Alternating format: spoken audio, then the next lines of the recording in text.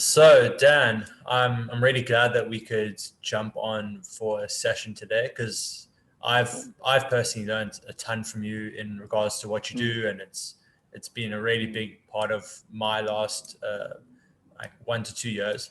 So kind of mhm, why don't you just kind of kick it off, telling people who obviously don't know you more about what you're mm, doing, kind of what you're involved with, mm, and then we'll go into mm. the journey side from there on. Yeah, for sure. Cool. That sounds good. First of all, thanks so much for having me on the call today. Really, really cool. I appreciate you reaching out. Um, yeah, I guess a bit of an overview of what I do, and then we can deep dive into it. Is I help men with their dating life. In today's society, we get taught a lot of things at schools and at churches and at universities, but dating isn't an aspect that's covered. It's kind of like similar to taxes, where no one teaches you how to do your taxes, and then all of a Yeah. sudden you're out of school and you're just this quite complicated thing just to find out by yourself. So when it comes to men in their dating life, a lot of men struggle with certain things of what do I say, or how come she cheated on me, or why do the girls that I like keep leaving me, or I keep pushing them away. So basically getting them a foundational understanding of social dynamics. So not only can they improve their dating life, but this falls into every area in terms of work life, how they handle conflict, relationships, just in general. So yeah, that's a bit of an overview. Yeah, no, I mean it's interesting you brought up that tax example because it also makes me think Mm-hmm, about like that whole Rich Dad Poor Dad book by Robert mm-hmm, Kiyosaki. It's like mm-hmm, if you grow up around people who are good with finance and taxes or good with social skills and interaction with people, then it kind of mm-hmm, comes to you naturally. But if you have no mm-hmm. exposure really until you finish school or you get older, you're just suddenly thrown in the deep end. You're like, I have no idea how any of this works really. Yeah. It's a funny segment, especially with guys. Obviously, I know you're familiar with some of like the literature around the dating aspect, and they talk about the difference between like alpha males and like beta males. And like in a classic, like a monkey, if you look at a tribe of monkeys, there's one big monkey, he's getting all the girls. And all the little male monkeys, they're just getting nothing. And in society, it's just a generalization that like they think alpha men are like all men. It's like all men care about is sex. They're just these horn dogs. And it's like most men out there are actually just these sweet guys who just want to connect with women. But the reason why women say that is because those are never the guys that they're going on dates with or that they're taking home. Or if they do ever meet them, it doesn't really go far. So yeah, it's a good point that you brought up. Yeah. But it's also, I've always found your journey really interesting. And there is kind Mm, of overlaps and they carry over into each other in that mm, you were essentially working with schools and you were helping empower kids and teaching them mm, essentially ways to improve yourself. But now you're mm, teaching men how to improve themselves, be mm, better, know how to kind of how the world type of works. Like, could you talk about a bit mm. what you were doing before this? Yeah, for sure. That's, I think, a really good question. I was talking about a video yesterday to my clients where it's like almost like here's where you are and where's where you want to go. And there's like a bridge that like kind of overlaps there. And every training that you do, it's all part of your evolution. That's what I'm about. I love evolution and growth, whether that's in social skills, finances, whatever that is, health, things like that. So when it came to the dating aspect, I'd already like had a couple bricks on my bridge that helped me when I did get into the dating aspect in terms of I was in like a sales kind of role when I was like 19 or 20. Most people know it as like multi-level marketing, which gets a really bad rep out there. But as you know, like guys like Robert Kiyosaki, even Tony Robbins, they recommend it highly. And I think that was a huge growth point for me in my life because it taught me a lot of things that people don't really know in terms of like fear of rejection. Like in this multi-level marketing, I had no idea what I was doing, but it's like, go talk to all your friends and tell them about this deal. I tell my friends, no one wants to do it. And I'm like, now what? They're like, well, go start speaking to strangers or like start talking to other people. So I just like strike up conversations at the grocery store Mm, and all those types of things. So I was already like putting myself out there in that regard. And when I was getting like rejected by like a high class businessman that I respected a lot, all of a sudden when it came to girls, and obviously I did have my fears there, it was kind of like, well, this isn't even as bad as the stuff I was doing before. It wasn't as scary as what I was doing before. And then also when it came to, like you mentioned before, I was like giving some talks. So again, I started venturing out in terms of public speaking. I always saw myself as someone who would do better talking to a group of people than I could like one-on-one.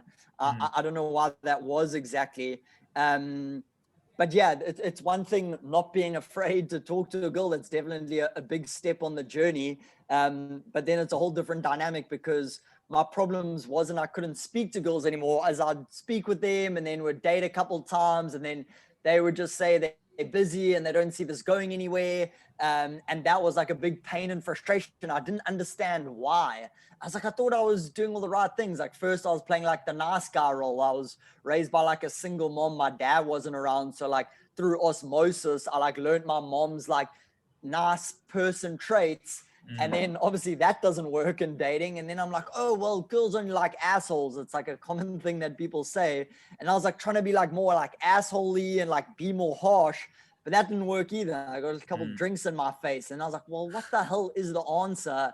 And when I found out there wasn't an answer and I met a couple of people who in my eyes had the answer, I'm like, okay, if this is possible, I'm going to dedicate my life to getting this handled. And yeah, that's what happened.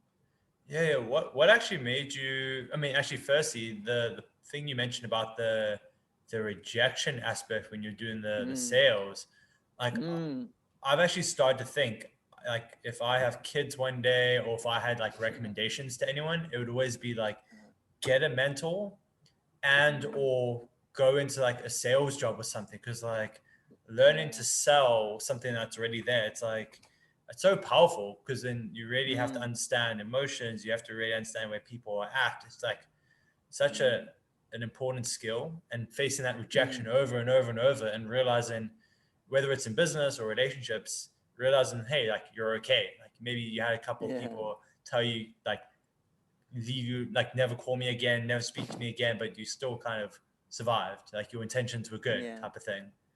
Yeah.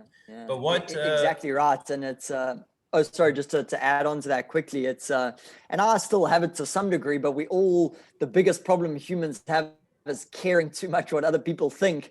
And something like sales, or say for men improving their dating life, that is going to be the biggest indication of growth because you're going to get hit with rejection so much. And then, like you said, you either crumble and you're like, oh my gosh, and you want to go hide under your bed and never see the light of day again. Or you kind of go like, wait, it's not personal. They're not rejecting me. They're rejecting the product I'm selling. Or if it's you're going to talk to a girl in the grocery store, she's not rejecting you. She's just rejecting your approach. And then all of a sudden you can separate yourself from the skill set, because if you are the skill set, there's all this ego involved. What does this mean about me if this person rejects me, or if this girl rejects me? Everything's like this personal, like invasion, and it's this emotional swinging of like, yes, it went well, I'm a champion. Like, no, it went badly, I'm a loser. When it's like the benefit of these journeys is those things have nothing to do with who you are, but you have to go through those emotional swings and go on that journey to like come to that place at the end. Yeah. So is that a big part, like some of those beliefs, is that like a big part of the work you do with your clients? Because you said you always thought you'd be better with group stuff, but you actually have done one-on-one for quite some time. Like, are those beliefs of like separating yourself from the like your ego and focusing on it's not actually you, it's kind of like the way you maybe approached or the product, is that kind of big focus for you? Yeah, for sure. Yeah, as you mentioned, I've been doing one-on-ones for about 2.5 years now, and it's a really, really cool, exciting journey working one-on-one with someone. In the I know you've done a lot of one-on-one mentoring yourself. The benefit is you can touch into nuances where it's like, how specifically does it apply to this person? So I see that there's kind of certain key areas of dating, 7 in a basic sense, but it can go broken down into smaller ones. And when I first start working with a client, I say, where's the biggest breakdown in the system? I know you're a big fan of automation, and I didn't always see it like this in the beginning, but when I did, everything changed. I read a book called, I think it's Work the System by Sam Carpenter or like something like that. And it basically says like everything is a system. You know, when you go and shower in the morning, you have a system. You either sit there and you just think about stuff, or like you get in there and you wash yourself and then you get out. It's like everything's a system. And then when I started seeing social dynamics in terms of a system, almost like cogs in a wheel, and in order for you to get a result at the end, whether that be like find a fulfilling partner, whether that be like have some awesome sexual experiences, there's like people that you're meeting in the beginning, and then like how good is your system that's going to churn out the results that you want. If you're not getting the results, there's something breakdown in the system. And that's when I work with clients. I'm like, where's the biggest breakdown here? Is it, well, he's not even really talking to girls. It's like, okay, well, there's the biggest breakdown. Let's figure that out. And then he is talking to girls, but he's coming across too much of a nice guy. So it's like, cool, how do we find that right blend between being caring and thoughtful, but at the same time not being boring and somewhere the girls like enjoy being around? So there's certain like different keys that I work on with clients to kind of get them the biggest wins as quick as possible. Yeah. And each of those 7 areas, are they almost like directly one-to-one with like potentially different parts of your personality? Potentially, it's almost like an overview. Like think of like a business, you know, on the one part you might have like marketing, and then the other part you might have like a finances and accounting, and then you might have like a customer relationships manager, and you might have sales, and it's like all these different aspects depending on how big the business is, but you kind of need all of them to get to a certain level. It's the same thing like with a car. You can have, and sorry, I don't really know a lot about cars, but you can have like the engine, but it doesn't matter if you just have an engine if it's not connected to the fan belt that's connected to the cylinders that connected to all these things. Like that's a system. When all the things are in place, guess what? You can drive a car from A to B. But sometimes with guys in their dating life, they have an engine, but they don't have any wheels or something like that. Yeah. So that can be a helpful way of thinking it. It's like putting all the puzzle pieces together. We turn the key on, and now all of a sudden we're in a vehicle that can get us from where we are to where we want to go. Yeah, there's actually something you mentioned that was really cool in that you said, like, oh, it depends how big the business is. Maybe they don't have as many kind of systems or cogs, but I think you've read the E-Myth book, right? Have you? I haven't. I've heard of it though. Yeah, so that was recommended to me by quite a few people, like friends that we both have, and I read it, and he actually mentions, he's like, even if you're just a one-person business, you still have all those like departments of HR, customer service, payroll, et cetera, et cetera. It just so happens that you are all of those people. You are the one doing all of those different departments. So it's like you're saying, it's like even in the smaller businesses or in the relationships, the system is still the system. You need these things in place. You just happen to be the one who has to do all of it, or you need to fill that component if it's not there already, in regards to like when it comes to data and stuff like that. Yeah, exactly right. That's a great point. And I think I'm a good example of that. Like I see a lot of coaches out there who have all these fancy funnels and websites and all this stuff, yet they're not getting client results, or their business isn't doing well. And I look at myself, for so long, I didn't even have a website. You know, I was just running a Facebook profile, but because I was getting a lot of word of mouth from clients and people were getting referred, the business started blowing up. And then I was like, oh, wow, like you said, I was probably doing all of those jobs. But then again, you could go into each of those departments and you could almost, like, sometimes I like to give it a score out of 10. As an example, like a guy could go in there and talk to a girl, but he could do a bad job. He could say really bad things, and maybe he got like a 3 out of 10. Yes, he started a conversation with the girl. Maybe that's a step in the right direction, but he still did a poor job of it. Like, it can be way better. Like, I could be doing the accounting in my business, but it's probably like a 2 or a 3 out of 10. So one thing is, like, I like to look at it from 2 angles. Number one is like ticking boxes. Like, hey, am I doing some marketing? Yes, tick. Okay, how well am I doing it out of 10? 4 out of 10. Okay, let's improve that. Like, am I doing some type of accounting or finances? Yes, I'm doing it. Tick. Okay, and how well am I doing it? 8 out of 10. Okay, cool. That's not a real problem area. So like number one, am I ticking these cogs? Are they doing it? And then once they're in place, it's like, okay, well, how can I increase the performance? So it's not just there, but it's actually performing optimally.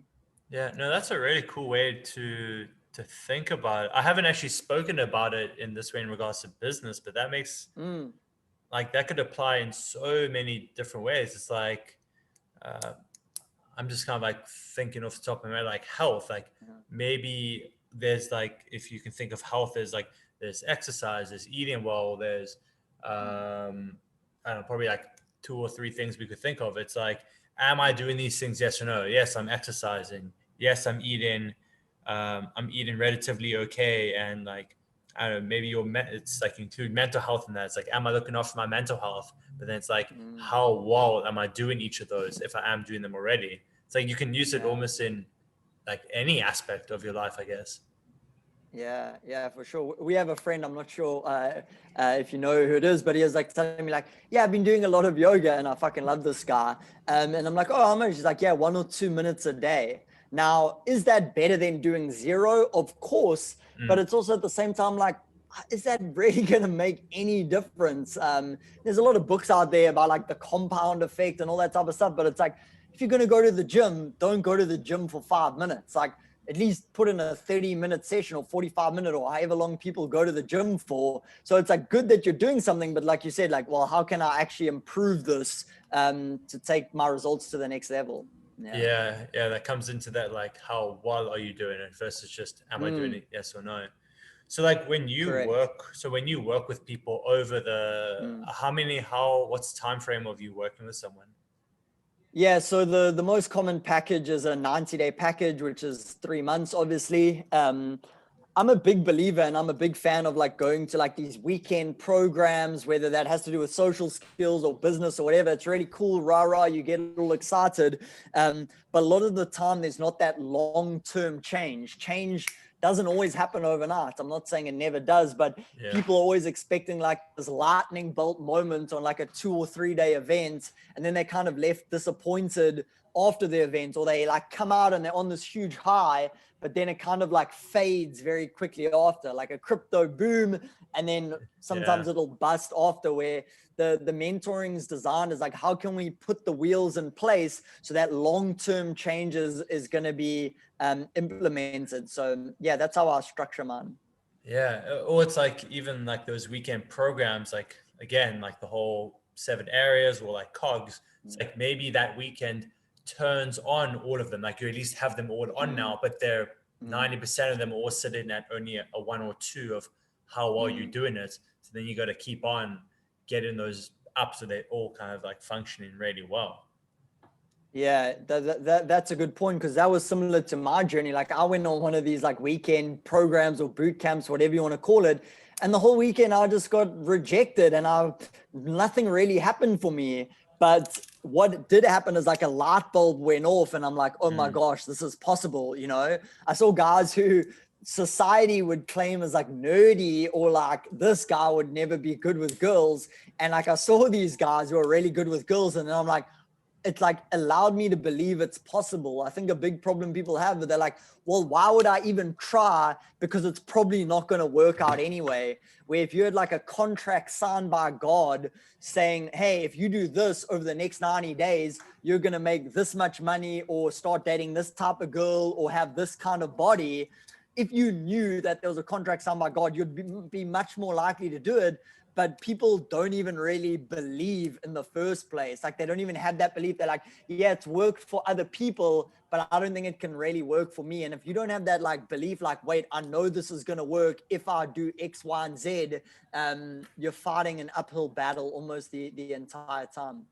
Yeah. So for the people you work with, do you also work with people who like they still need to kind of see the light, like that's possible, or do you kind of only work with people who they already know what's possible and they know that they're sitting at potentially ones with a lot of those areas, or the areas not even on, but they're aware that they're not on? Yeah, it's a good point. And this is the tricky thing with binary type thinking. It's like, wait, Yeah. do they believe or don't they believe? Where like the better question, and this is what I do a lot with my clients, is like, how much do they believe? Yeah. Again, if it's on a 0 to 10, maybe before I went into that live program, I was at like a 3. Like I'd seen some videos online, but I'm like, wait, I don't really know. But going on that program was like a 9. I was like, wow, I couldn't even sleep afterwards. So when clients come, I don't typically work with beginners. And when I say beginners, it's like people that haven't like left their mom's basement in a couple years. Like, it's like, okay, we're not ready to get going. It's where guys are like getting some kind of results. They have a basic understanding. Typically, they're already getting some kind of girls, talking to girls, but they kind of not getting the quality of girl that they want. Maybe they're just meeting a lot of girls on Tinder or online game, but that's not really fulfilling for them anymore. They want to be able to, hey, if I see a cute girl in the grocery store, I want to be able to go up there, have the confidence that I know how to start up a conversation and get the girl on the date or whatever it is. Yeah, so that's kind of that. Yeah, and then build a relationship. And it's kind of like whatever each of them are looking for, essentially. Exactly. So over the period that you work with people, are you always focused on these are the 7 areas, this is where they're strong, this is where they're weak, and you're just focused on, okay, which next area are we improving to a good enough level, onto the next. Is that kind of the process? Yeah, exactly right. Like let's look for the weakest link in the chain. What's the biggest weakest thing? Okay, let's zoom in on that and let's focus on this. I think I've spoken to you about this before, but like the ability to like go meta. So it's like if you were just looking at one tree in front of you, that's just a tree. But like, do you have the ability to zoom out and look at the forest so you can see the whole picture? And this is the value of mentorship in any area. Hopefully the mentor is someone who's walked the path so they can look at you. They're like, okay, here he is in the forest right now. This is where he needs to go in order to get the end of the journey. Because if you don't, you're just there in the forest and you're looking what's in front of you and you don't really have a clue what's going on, where the mentor can really guide you and then zoom in on that one specific area, focus it, get rid of it. Okay, what's the next weakest link? Let's go in there. And almost by like a process of elimination, you're kind of left with a good structure or a system in the end. A guy I recently worked with, like he was too much of a nice guy, he's always just like building rapport. The girls are never feeling like that flirtatious vibe from him. So it's like, okay, this is what we're going to focus on, because unless you get this down, not a lot of these other things are going to matter. Like there's a few certain, like, I don't want to say non-negotiables, but keys that need to be in place in order to turn the engine on and to have it running type of thing. Yeah. Oh, those 7 areas that you were speaking about. Exactly right. Yeah.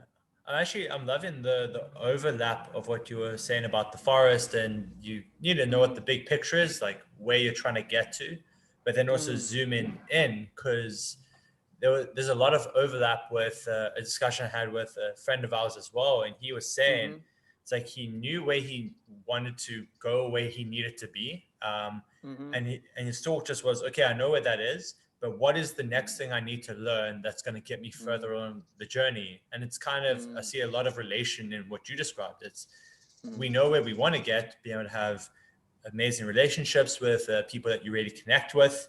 But what is the next step right now that we need to fix or implement or learn that's going to get us closer? That's one of those 7 areas, or one of those cogs. Yeah, you're 100% right. And I know also like the clients you work with, this is the danger of YouTube and online videos, because there's 77 different things that you could work on. And this YouTube video says that you must do this. And then this YouTube video says you must do that, because thousands of people are watching those videos. But some advice for you, which like I said to the client, where it's like, hey, don't be so much of a nice guy, like learn to be a bit more flirty and edgy. Guess what? If I made a video about that and put it online, and some guy who's too flirty and too edgy watches that video, now he's going to think, I need to be more flirty, I need to be more edgy. So this is the power of mentorship, because it's very nuanced. Like, you sometimes don't know what your issues are, but like your mentor has been through the forest and he's like, okay, just like I spoke about that bridge earlier, each skill is like a brick in the bridge. And the importance of the mentor is like, he can say, okay, this is where he is in the bridge. This needs to be his next brick or his next skill, whatever you want to call it, that's going to help him get to his final destination. Yeah, I mean, what's it like when, say, you start with someone and they're lacking potentially in these areas that you focus on? They're at the start of the bridge, as you're saying, and then like by the end, they're much further along. Like, what's that like for you to kind of see and experience? Yeah, it's really fulfilling, and I'm not just saying that as a cheesy catchphrase. It's you've had an impact on someone's life, and someone's life will never be the same again, because of the work that you've done together. And like, I can't claim all the benefits. I often tell my clients is like, you have to meet me halfway. I can't have a guy who's crying and doesn't want to leave the house. I'm not just gonna wave a magic wand and make sure his life's better. It's like, the client already needs to come with some level of like, wait, I want to change this, and I can help them change it. And it's crazy, like seeing guys getting in fulfilling relationships, moving in with girls that are fucking beautiful, that they care about, or like even, yeah, like other things in terms of having sexual experiences that they've never had before. It's, yeah, it's really, really cool to see. Yeah, yeah. I mean, do you feel there's oh, actually, a question I wanted to ask right at the start was like, what even got you wanting to start with the whole sales and MLM Mm, type of mm. stuff? Like, was there a reason for that? Yeah, it's a good question. And I'm just seeing the lighting. Yeah, I look like half like an angel, like white face and like a little bit of a tan on the other side. So I hope it comes You're an out all angel. right on the video. Yeah, I am. This comes from one of the mentors. I know we've actually gone to see him speak live before, in terms of like Dr. John DeMartini. Shout out to him. He's a boss. But he often talks about how your voids create your values. So as an example, like I grew up with a single mom, and I would say we were like lower middle class. Like I was like one of the poor kids in my school, and it wasn't just like saying this. Like, we lived in a tent for a certain stage of my life in a caravan park.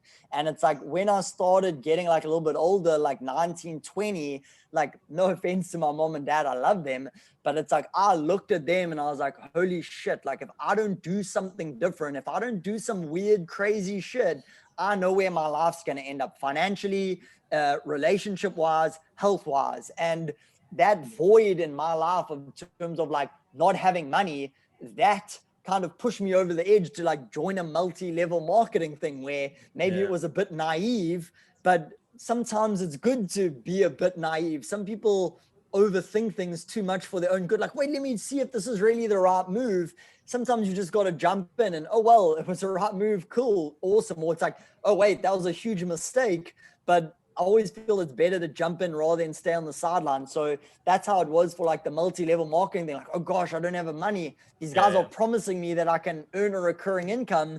And guess what? I didn't succeed in that endeavor, but I learned a crap ton. I added a lot of bricks to my bridge there. And then when I did the public speaking, that added in some more bricks. And then when I started going in the dating, social stuff, that also added in some more bricks. And yeah, it's the same, like, could the lack of money drew me to get involved in entrepreneurship and the business stuff, and also seeing just probably a terrible lack of role models in terms of what is a good relationship or what is a good male female dynamic. I don't know about you, but my parents weren't a good example. I didn't see any of my friends' parents who were good examples.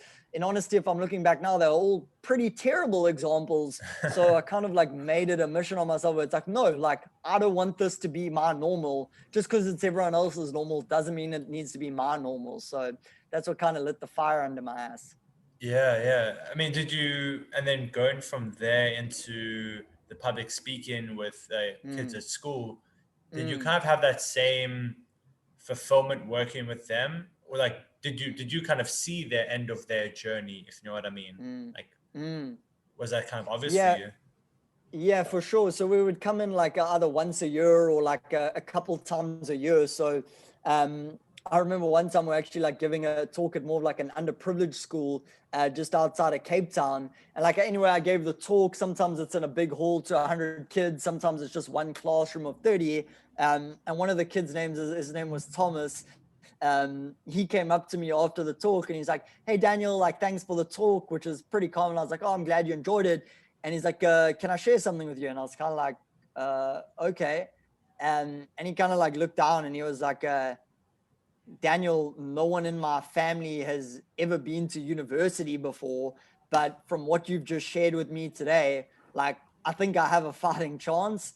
And like a kind of lump went in my throat, and that like hit me hard in the chest, where it was like, wow. And that was one of many moments in my journey in terms of why I like helping people is yeah, to kind of see them get that belief and level up and whatever it is. So that was one of the moments that stood out, that was I still think about to this day.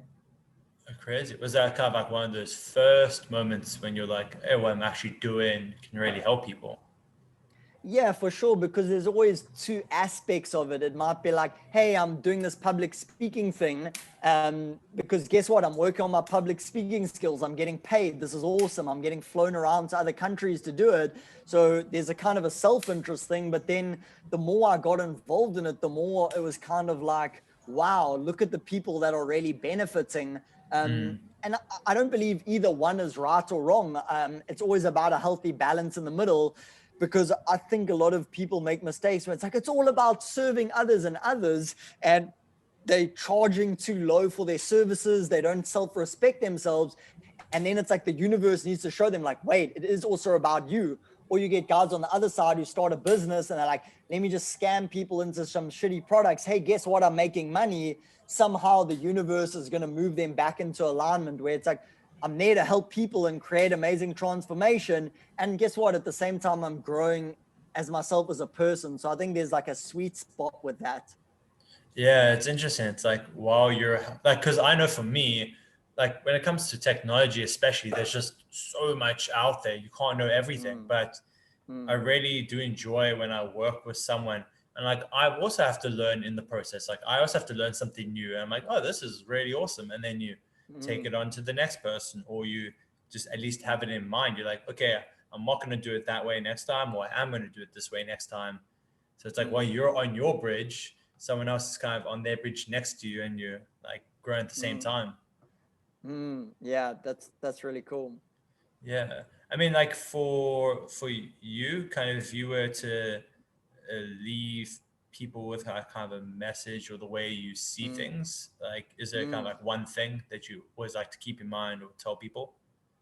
Yeah, for sure. I think that's a really cool question, and some kind of philosophy that I Mm, use to govern my life. And I think we've actually spoken about this before, is the idea of simplicity on the far side of complexity. So what exactly does that mean? Like, let's say, like you see these things like make money online, work from your laptop anywhere around the world, or like have a recurring income where you don't even have to work and money just comes in every month. mm, Now, that's very exciting to people. And guess what? It is possible. It's not that it's a scam and it doesn't work, but that's the simplicity. Like, hey, guess what? You don't have to work and money just comes in every month. But there's always simplicity on the far side of complexity. So it's like, in order to set that up, there's probably at least 3 to 5 years of some hard work yeah. in order to set up those systems in place so that you can live the rest of your life like an absolute champion. And it's the same thing when it comes to socializing and dating skills. For a big thing for me is like, I didn't want the mental, what's the right word? Like the mental exhaustion of always thinking about girls. Like, wait, what's the right thing to say? Like, wait, am I going to get girls? Am I going to end up alone? It was like, it was just taking away so much of my attention from every other area of my life that I couldn't even think or focus straight. So it's like, hey, I want to get to a place where I know my dating life is going to be fine. I know that I can talk to high quality girls. I know I can get in a deep, fulfilling relationship. I'm never going to see a girl and not be able to go up and talk to her. That was that simplicity that I wanted, that I now reached, but it's on the far side of complexity. There was a Yeah. lot of hair pulling moments, and there was a lot of utter confusion and a lot of ups and downs and blood, sweat, and tears. But it's kind of like, now I'm there and it was worth it, the whole journey. And whether that takes, I know Brian Tracy says it takes between like 5 to 7 years to become a master at something, or to be an expert at something. Other people say like 3 to 5 years. And then people are like, well, why would I spend 3 to 5 years mastering my dating life? Well, the 3 to 5 years is going to pass anyway. In 3 to 5 years, you're still going to be 3 to 5 years older, and you're either going to have it with a much better business and a much better income, or with a much better dating life. So don't let that put you off that it's going to be a long journey. Some people quicker than others, but it's like, you're going to be 5 years older in 5 years time anyway. Why not work on the things that yourself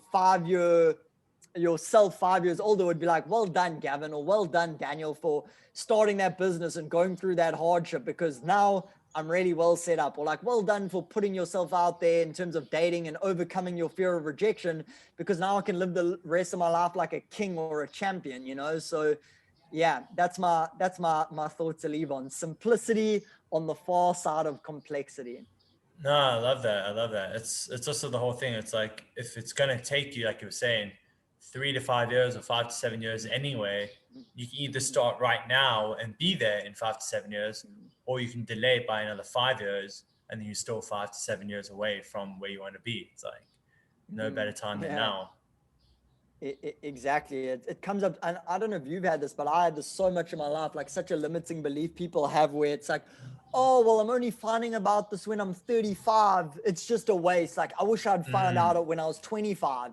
And then you get guys who are 25 and they're like, oh my gosh, I'm already 25. I'm out of college. Why didn't I know about this when I was 20?